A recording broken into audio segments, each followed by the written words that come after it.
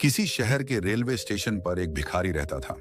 वह वहां आने जाने वाली रेलगाड़ियों में बैठे यात्रियों से भीख मांगकर अपना पेट भरता था। एक दिन जब वह भीख मांग रहा था तो सूट बूट पहने एक लंबा सा व्यक्ति उसे दिखा।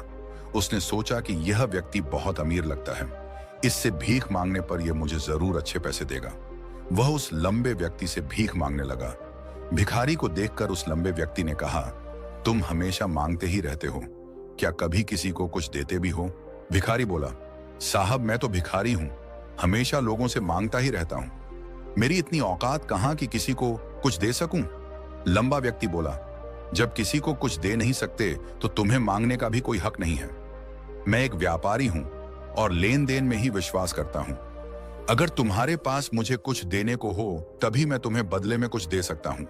इतना कहने के बाद वह लंबा आदमी ट्रेन में बैठकर चला गया। इधर भिखारी उसकी कही गई बात के बारे में सोचने लगा। उस लंबे व्यक्ति के द्वारा कही गई बात उस भिखारी के दिल में उतर गई।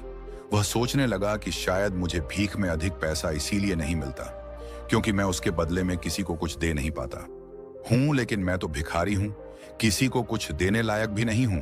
लेकिन कब तक मैं लोगों को बिना कुछ दिए केवल मांगता ही रहूंगा? बहुत सोचने के बाद उस भिखारी ने निर्णय किया कि जो भी व्यक्ति उसे भीख देगा उसके बदले में वह भी उस व्यक्ति को कुछ जरूर देगा। लेकिन अब उसके दिमाग में यह प्रश्न चल रहा था कि वह खुद भिखारी है तो भीख के बदले में वह दूसरों को क्या दे सकता है। इस बात को सोचते हुए 2 दिन हो गए, लेकिन उसे अपने प्रश्न का कोई उत्तर नहीं मिला था। तीसरे दिन जब वह स्टेशन के पास बैठा हुआ था तभी उसकी नजर कुछ फूलों पर पड़ी जो स्टेशन के आसपास के पौधों पर खिल रहे थे।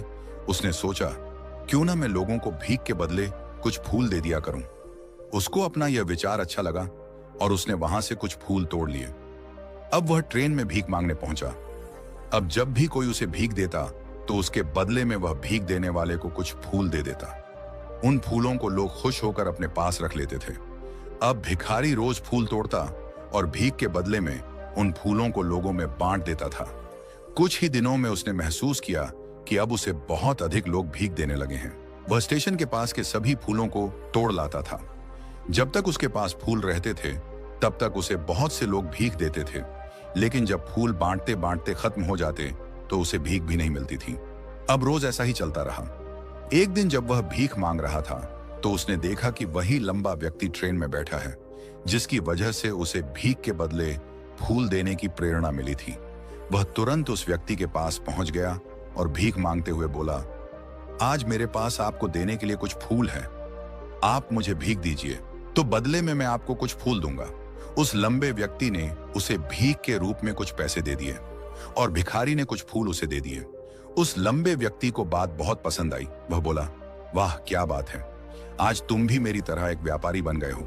इतना कहकर फूल लेकर वह लंबा व्यक्ति अपने स्टेशन पर उतर गया। लेकिन उस लंबे व्यक्ति द्वारा कही गई बात एक बार फिर से उस भिखारी के दिल में उतर गई। वह बार बार उस लंबे व्यक्ति के द्वारा कही गई बात के बारे में सोचने लगा और बहुत खुश होने लगा। उसकी आंखें अब चमकने लगीं। उसे लगने लगा कि अब उसके हाथ सफलता की वह चाबी लग गई है जिसके द्वारा वह अपने जीवन को बदल सकता है। वह तुरंत ट्रेन से नीचे उतरा। 4:07 और उत्साहित होकर बहुत तेज आवाज में ऊपर आसमान की तरफ देखकर बोला, मैं भिखारी नहीं हूं, मैं तो एक व्यापारी हूं, मैं भी अमीर बन सकता हूं। लोगों ने उसे देखा तो सोचा कि शायद यह भिखारी पागल हो गया है और अगले दिन से वह भिखारी उस स्टेशन पर फिर कभी नहीं दिखा। लेकिन 6 महीने बाद इसी स्टेशन पर 2 व्यक्ति सूट बूट पहने हुए यात्रा कर रहे थे। दोनों ने एक दूसरे को देखा तो उनमें से एक ने दूसरे से हाथ मिलाया और कहा, क्या आपने मुझे पहचाना? दूसरा व्यक्ति बोला, नहीं, क्योंकि मेरे हिसाब से हम लोग पहली बार मिल रहे हैं।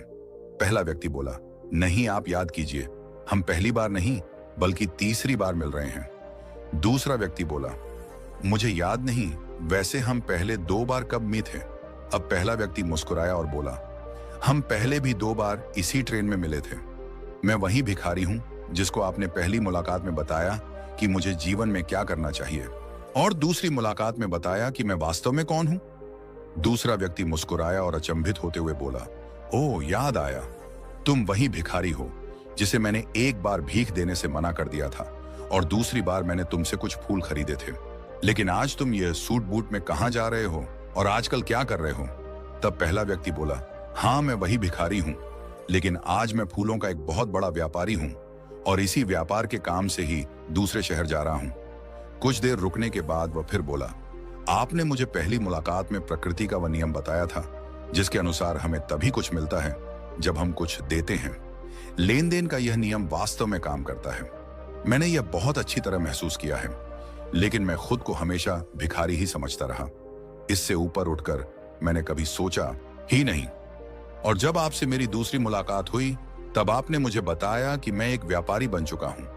अब मैं समझ चुका था कि मैं वास्तव में एक भिखारी नहीं बल्कि व्यापारी बन चुका हूं।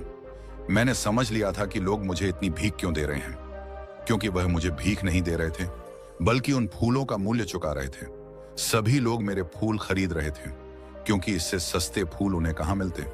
मैं लोगों की नजरों में एक छोटा व्यापारी था, लेकिन मैं अपनी नजरों में एक भिखारी ही था। आपके बताने पर मुझे समझ आ गया कि मैं एक छोटा व्यापारी हूं।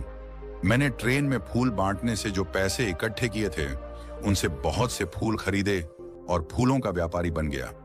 यहाँ के लोगों को फूल बहुत पसंद है और उनकी इसी पसंद ने मुझे आज फूलों का बहुत बड़ा व्यापारी बना दिया। दोनों व्यापारी अब खुश थे और स्टेशन आने पर साथ उतरे और अपने अपने व्यापार की बात करते हुए आगे बढ़ गए। दोस्तों, इस कहानी से हमें बहुत कुछ सीखने को मिलता है। कहानी में लंबा व्यापारी गिव एंड टेक के नियम को बहुत अच्छी तरह जानता था। दुनिया के सभी बड़े व्यापारी इसी जीवन के नियम का उपयोग करके सफल हुए हैं। इस फार्मूले को उसने भिखारी को भी बताया। भिखारी ने इस प्राकृत नियम को अपना लिया और इसका असर उसके जीवन में साफ दिखाई देने लगा। उसने अपनी सोच बदली और उसकी जिंदगी बदल गई। यह कहानी हमें बताती है कि हम यदि अपनी सोच बदल लें तो कुछ भी हासिल किया जा सकता है। यदि हम खुद को छोटा समझते रहेंगे तो हम हमेशा छोटे ही बने रहेंगे। बड़ा बनने के लिए हमें अपनी सोच को बदलना होगा और खुद के बारे में बड़ा सोचना होगा। कहानी का सार यह है कि सफलता आपकी सोच में छुपी होती है। खुद का आत्मसम्मान जगाए, अपनी सोच को बड़ा बनाइए और देखिए कैसे आप सफलता के शिखर पर पहुंच जाते हैं।